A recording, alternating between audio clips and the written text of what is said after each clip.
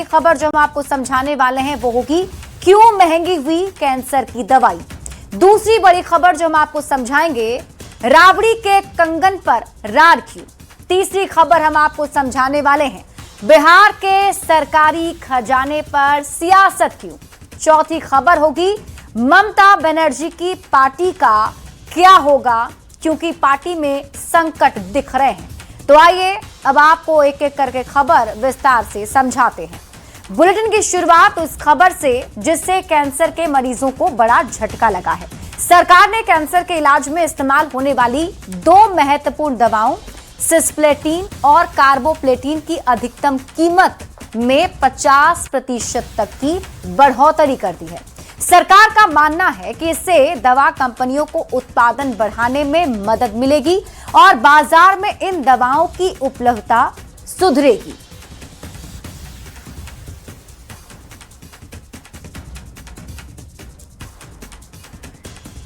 और अब आपको पूरी खबर समझाते हैं, आखिर सरकार ने यह फैसला क्यों लिया है, क्यों सरकार ने इसके दाम बढ़ाए हैं और किस किस दवाई के दाम बढ़े हैं वो आप जान लीजिए। देखिए, कैंसर की दो प्रमुख दवाओं की कीमत बढ़ गई है। पहली दवा है कार्बोप्लेटिन और दूसरी दवा है सिस्प्लाटिन, जिसमें लगभग 50% की दाम में बढ़ोतरी हुई है। दाम किसने बढ़ाए हैं ये भी जान लीजिए। तो सरकार की दवा मूल्य निर्धारण संस्था ने ये दाम बढ़ाए हैं। नेशनल फार्मास्यूटिकल प्राइसिंग अथॉरिटी यानी NPPA की तरफ से दवाई के दाम बढ़ाए गए। दवाइयों की बढ़ी हुई कीमत क्या है, अब आप इसे समझिए। देखिए, कार्बोप्लेटिन इंजेक्शन 60 रुपए 49 पैसे प्रति मिलीलीटर से बढ़ाकर 90 रुपए 74 पैसे प्रति मिलीलीटर कर दिया गया है। इसके साथ ही सिस्प्लाटिन जो दूसरी दवा जिसकी दाम बढ़ी है, सिस्प्लाटिन इंजेक्शन के दाम 7 रुपए 26 पैसे प्रति मिलीलीटर से बढ़कर 10 रुपए 89 पैसे प्रति मिलीलीटर हो गए हैं। अब आप ये समझिए कि आखिर ये दाम क्यों बढ़ाए गए। देखिए, प्लैटिनम की महंगी आपूर्ति की वजह से यह फैसला लिया गया है।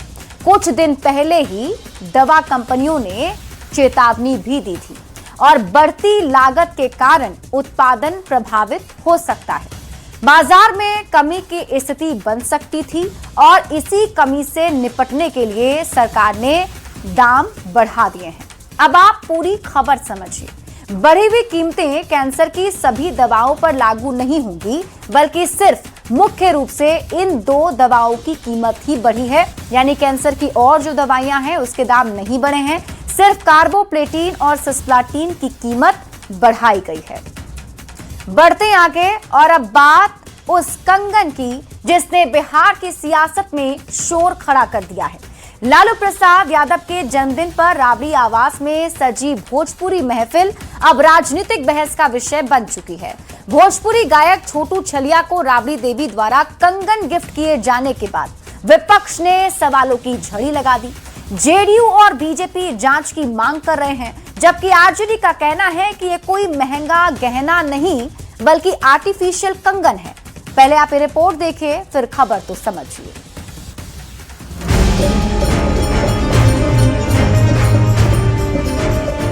भोजपुर गीतों की गूंज,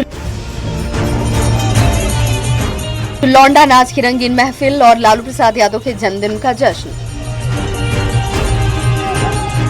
राबड़ी आवास में आयोजित इस कार्यक्रम में भोजपुरी गायक छोटू छलिया ने अपने गीतों से ऐसा समा बांधा कि राबड़ी देवी भी खुद को रोक नहीं पाई। गानों से खुश होकर राबड़ी देवी ने मंच पर ही छोटू छलिया को कंगन गिफ्ट कर दिया। कंगन मिलते ही छोटू छलिया भावुक नजर आए। उन्होंने इसे अपने लिए सम्मान बताया। राबड़ी माँ ने हमेशा मुझे कुछ ना कुछ देती रहती है, क्योंकि मैं उनका बेटा हूँ, मैं कोई नेता नहीं हूँ। तो पहला बार में सबसे पहले सोना का चैन मिला था, इसके बाद अंगूठी मिला सोने का, और इस बार साहब के जन्मदिन पे मैं जब भी यहाँ पर कार्यक्रम करने आया तो ये प्यारा सा तोहफा जो मिला हुआ है हीरा का कंगन। लेकिन जश्न की तस्वीर अब सियासी रंग ले चुकी हैं। जेडीयू के मुख्य प्रवक्ता नीरज कुमार ने सवाल उठाते हुए पूछा कि आखिर राबड़ी देवी के पास इतना महंगा कंगन कहां से आया। उन्होंने पूरे मामले पर जवाब मांगा है। तो वो हीरे का कंगन आया कहां से, किसने दिया? क्या वेतन से आपने खरीद कर दिया? उसका विपत्र कहाँ है? बिल दिखाइए उसका, क्योंकि उस गायक ने दावा कर दिया। जेडीयू के आरोपों पर आरजेडी ने पलटवार किया। आरजेडी एमएलसी सुनील सिंह का कहना है कि जिस कंगन को लेकर विवाद खड़ा किया जा रहा है वो कोई कीमती गहना नहीं बल्कि एक साधारण आर्टिफिशियल कंगन है। अरे भाई, कोई व्यक्ति हीरे का अंगूठी और हीरे का कंगन कैसे भेंट कर सकता है किसी भी गायक को? ये इमिटेशन है और भाव में आकर के मैडम वो इमिटेशन का जो भी कंगन था वो हीरा नहीं है, हम अच्छी तरह जानते हैं। एक जन्मदिन की महफिल, एक कंगन का तोहफा और उस पर छिड़ी सियासत। सवालों और सफाइयों के बीच अब नजर इस बात पर कि कंगन का विवाद आगे कितना राजनीतिक रंग लेता है। न्यूज़ 18 के लिए पटना से शालिंद्र, रवि एस नारायण और आनंद अमृतराज की रिपोर्ट।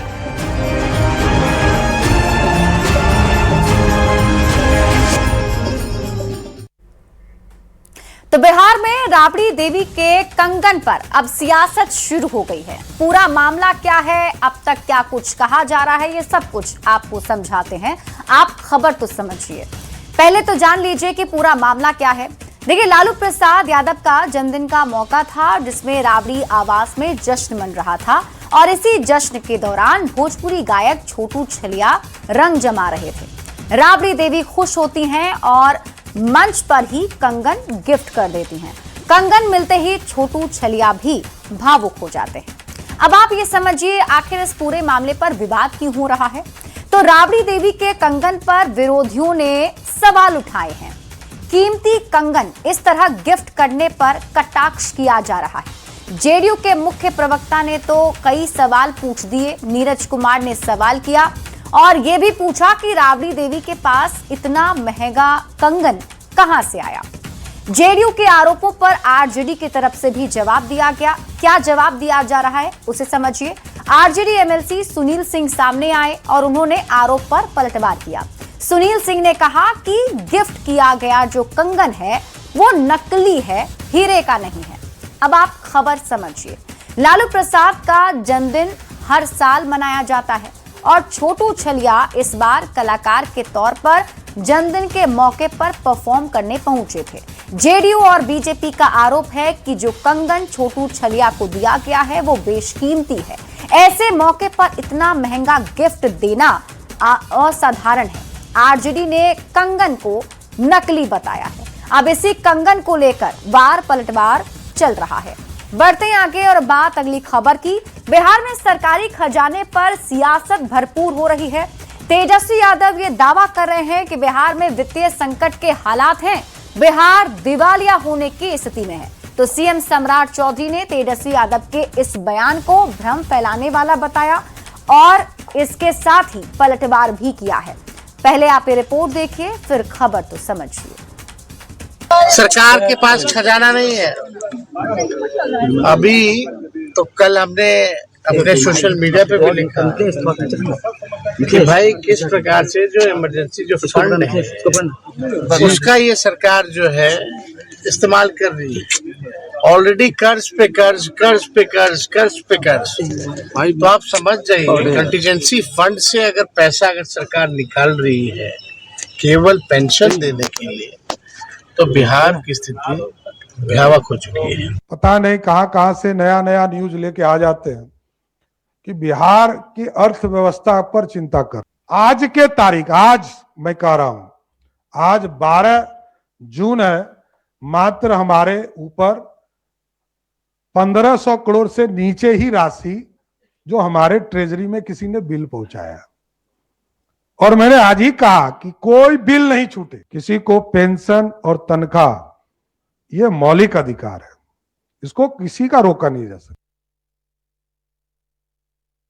तो आपने बयान सुन लिया जिसमें नेता प्रतिपक्ष ने आरोप लगाए, तो सीएम सम्राट ने इसका जवाब दिया है। हम आपको अब पूरी खबर समझाते हैं।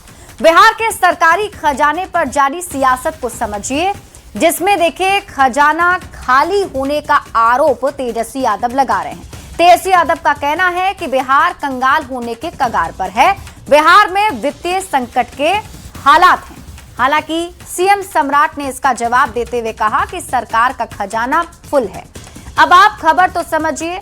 बिहार का खजाना कैसे फुल है इसे आप समझिए। बिहार का कुल बजट जो है वो 3,16,895 करोड़ का है। इसमें से बड़ा हिस्सा केंद्र सरकार से मिलता है। केंद्रीय बजट 2026-27 में बिहार के विकास के लिए बड़ी मदद मिली। केंद्र सरकार ने बिहार को 1,62,142 करोड़ का प्रावधान किया है। बिहार में सड़क, स्वास्थ्य, शिक्षा, ऊर्जा पर खास फोकस है। इन योजनाओं के लिए अधिकांश पैसा केंद्र से आता है। बिहार पर पीएम मोदी का खास ख्याल है। बिहार में डबल इंजन की सरकार चल रही है। तेजस्वी खजाना खाली होने का आरोप लगा रहे हैं, जबकि 2 दिन पहले ही सम्राट सरकार ने पेंशन जारी किया है। अब तेजस्वी आकस्मिक निधि से पेंशन देने की बात कह रहे हैं। डिप्टी सीएम विजेंद्र प्रसाद यादव का दावा है ये राज्य सरकार की अतिरिक्त निधि नहीं, ये बजट के उपबंध की ही एक प्रक्रिया है। सम्राट चौधरी ने भी साफ कर दिया किसी का वेतन और पेंशन नहीं रुकेगा। इसके साथ ही सरकार के पास खजाने में पूरा पैसा है। नीति आयोग की बैठक में भी सम्राट की केंद्र से डिमांड है। 20,000 करोड़ से ज्यादा की डिमांड की गई है। यानी सम्राट सरकार खजाने को लेकर पूरे आत्मविश्वास में है और यही वजह है कि सम्राट चौधरी ने नेता प्रतिपक्ष को सीधा सीधा जवाब दिया है। बढ़ते हैं आगे और बात अगली खबर की। सम्राट कैबिनेट के मंत्री और राष्ट्रीय लोक मोर्चा के प्रमुख उपेंद्र कुशवाहा के बेटे दीपक प्रकाश की कुर्सी क्या जाने वाली है? क्या सम्राट कैबिनेट से दीपक का प्रकाश बुझने वाला है? ये सवाल इसलिए क्योंकि मुख्यमंत्री सम्राट चौधरी ने आज के बयान ने ये साफ संकेत दिया कि बगैर किसी सदन के सदस्य मंत्री बने दीपक किसी हाल में 6 महीने तक ही मंत्री रह सकते हैं, उससे आगे नहीं। अब कुशवाहा के बेटे पर सियासत गर्मा गई है, ये रिपोर्ट देखिए। देखिए, हमने क्या कहा था, यह तो सार्वजनिक रूप से बीजेपी ने प्रेस विज्ञप्ति जारी करके कहा था। उसी पर पब्लिक डोमेन में जो चीजें हैं उससे ज्यादा हम इस पर क्या करेंगे। अपने बेटे के विधान परिषद न जा सकने की ये टीस उपेंद्र कुशवाहा को है, जिसे उन्होंने गुरुवार को बीजेपी के एक पुराने पत्र को सार्वजनिक कर कहा था। एनडीए की मौजूदा सरकार में मंत्री दीपक प्रकाश बिना किसी सदन यानी विधानसभा या विधान परिषद के सदस्य बने हुए, उनके मंत्री पद जाने की कयासबाजी भी तेज है। इस बीच मुख्यमंत्री सम्राट चौधरी ने दीपक प्रकाश पर बड़ा बयान दे डाला है।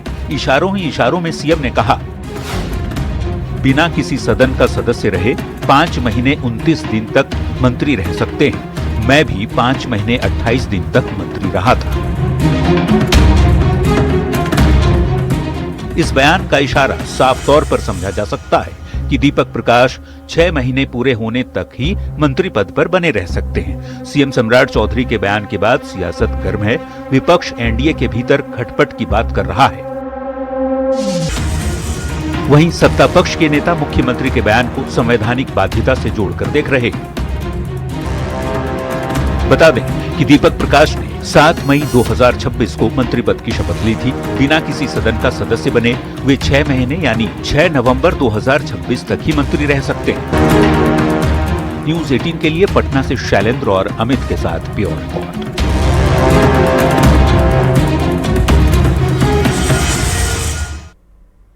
तो क्या मंत्री दीपक प्रकाश की कुर्सी जाने वाली है? सीएम सम्राट के बयान के मायने क्या है? ये सब कुछ हम आपको समझाते हैं, आप पूरी खबर समझिए। और सबसे पहले ये जान लीजिए कि कौन है दीपक प्रकाश। देखिए, उपेंद्र कुशवाहा के बेटे हैं दीपक प्रकाश, जो फिलहाल बिहार सरकार में पंचायती राज मंत्री हैं। अब खबर क्या है ये समझिए। दीपक प्रकाश की मंत्री की कुर्सी जा सकती है, ये खबर है। सीएम सम्राट चौधरी ने भी अपने इशारों में एक बयान दिया, जिसमें उन्होंने कहा कि 5 महीने 29 दिन तक मंत्री रह सकते हैं दीपक। मैं भी 5 महीने 28 दिन तक मंत्री रहा था। अब क्यों दीपक प्रकाश की कुर्सी जा सकती है, इसे समझिए। दरअसल दीपक प्रकाश किसी भी सदन के सदस्य नहीं हैं। अब आपको बताते हैं कि बिहार में आखिर कितने सदन हैं। देखिए, बिहार में 2 सदन हैं, एक विधानसभा और एक विधान परिषद। अब नियम क्या कहता है वो समझ लीजिए। नियम के मुताबिक मंत्री बनने के लिए सदन की सदस्यता अनिवार्य है। 6 महीने के भीतर किसी ना किसी सदन की सदस्यता प्राप्त करनी होती है। और आपको बता दें कि दीपक प्रकाश ने 7 मई 2026 को मंत्री पद की शपथ ली थी और बिना किसी सदन का सदस्य बने ही वे 6 महीने मंत्री रह सकते हैं। यानी 6 नवंबर 2026 तक ही मंत्री रह सकते हैं। ऐसे में देखने वाली बात यह होगी कि दीपक प्रकाश नवंबर तक मंत्री पद पर बने रहते हैं या फिर उससे पहले ही इस्तीफा दे देते हैं।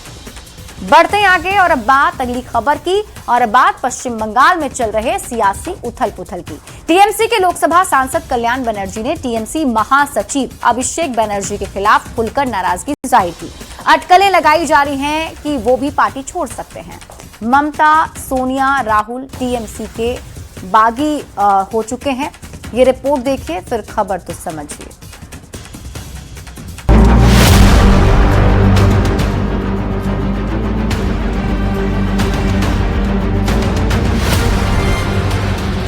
भतीजे का घमंड, दीदी की पार्टी खंड खंड। उनका एरोगेंसी, उनका बिहेवियर क्या अनटॉलरेबल हो गया। इन्होंने इतना एरोगेंट किसी को रिस्पेक्ट नहीं। भतीजे का मोह, ताक पर टीएमसी का कल्याण। सोच लीजिए कौन किसको श्लोक के लिए चलेंगे। अभिषेक बनर्जी का माफिक आदमी के लिए चलेंगे तो हम नहीं आए। जो दशकों से साथ थे वो अब बागी हो गए हैं और सबके निशाने पर सिर्फ और सिर्फ ममता बनर्जी के भतीजे अभिषेक बनर्जी का नाम है। हाल ये है कि टीएमसी की हर सुबह एक नए झटके के साथ शुरू हो रही है। शुक्रवार सुबह टीएमसी के राज्यसभा सांसद प्रकाश चिक बराइक ने भी इस्तीफा दे दिया। बंगाल का जो मैंडेट है, मैंडेट को देखते हुए मैं भी अपना पर्सनल डिसीजन दिया। बहुत सारा नाराजगी है पब्लिक का, है वो। 3 राज्यसभा के सांसद ने इस्तीफा दे दिया है और 4 राज्यसभा के सांसद इस्तीफा देंगे। ब्रीच ऑफ ट्रस्ट हो जाएगा, इसलिए नाम मैं नहीं बता रहा हूँ। पार्टी खत्म हो गई है। हालत ये हो गई है कि अब ममता गुट के नेता खुलकर ये कह रहे हैं कि विपक्षी गठबंधन का नेता कांग्रेस पार्टी से ही होना चाहिए। टीएमसी में एक के बाद एक फूट की खबरों से अब सवाल उठने लगे हैं कि ममता बनर्जी की पार्टी का आखिर क्या होगा। Bureau report, news 18। तो ममता बनर्जी की पार्टी टीएमसी में उथल पुथल की खबर है। क्या कुछ हो रहा है, ये सब कुछ हम आपको विस्तार से समझाते हैं। अब आप पूरी खबर को समझिए और सबसे पहले आप ये जान लीजिए कौन है कल्याण बनर्जी जिन्होंने मोर्चा खोल रखा है। देखिए, टीएमसी के वरिष्ठ नेता और लोकसभा सांसद हैं। हाल ही में काकोली घोष की जगह चीफ व्हिप बनाए गए थे। पेशे से वकील हैं। टीएमसी के लिए कई मुकदमों की पैरवी भी कर चुके हैं। ममता बनर्जी के बेहद पुराने सहयोगी में से एक कल्याण बनर्जी रहे हैं। क्यों नाराज हैं कल्याण बनर्जी, अब आप इसे समझिए। ममता बनर्जी के भतीजे के खिलाफ ही कल्याण बनर्जी की नाराजगी है। अभिषेक बनर्जी के खिलाफ खुलकर कल्याण बनर्जी बोल रहे हैं। फर्जी हस्ताक्षर मामले में वकील बदलने से कल्याण बनर्जी नाराज हैं। वकील बदलने के फैसले को उन्होंने अपमानजनक बताया है। अब आपको बताते हैं कि कल्याण बनर्जी ने आखिर मीडिया के सामने आकर क्या बोला। उन्होंने कहा कि दीदी को मेरे और अभिषेक के बीच फैसला करना होगा। अगर अभिषेक का पद और ताकत पार्टी में बरकरार रहा तो टीएमसी छोड़ दूंगा। यानी कि सीधे सीधे अल्टीमेटम उन्होंने ममता बनर्जी को दे दिया है। इसके साथ ही उन्होंने कहा कि पार्टी के कार्यकर्ता अभिषेक को पसंद नहीं करते हैं। साथ ही साथ कल्याण बनर्जी आगे कहते हैं कि अभिषेक ने पार्टी को बर्बाद कर दिया है। अब आप पूरी खबर समझिए। ममता बनर्जी की पार्टी का क्या होगा, ये अब सवाल सभी के मन में है, क्योंकि कई ऐसे नेता हैं जो बागी हो गए हैं। पिछले 4 दिन में 4 राज्यसभा सांसद ने इस्तीफा दे दिया है। इसी से आप अंदाजा लगा सकते हैं 13 में से 4 राज्यसभा सांसद का टीएमसी से इस्तीफा। और इसके साथ ही आपको बता दें कि 8 जून को सुखेंदु शेखर ने राज्यसभा सदस्यता और पार्टी दोनों ही छोड़ दी। इसके बाद 10 जून की तारीख सुष्मिता देव ने भी पार्टी से रिजाइन कर दिया। इसके बाद 11 जून को प्रकाश चिक बराइक और कोयल मल्लिक ने भी इस्तीफा दे दिया। 80 में से 58 टीएमसी विधायकों का भी अलग गुट पार्टी के अंदर ही बन चुका है और इसीलिए ये सवाल उठ रहे हैं कि अब टीएमसी का क्या होगा।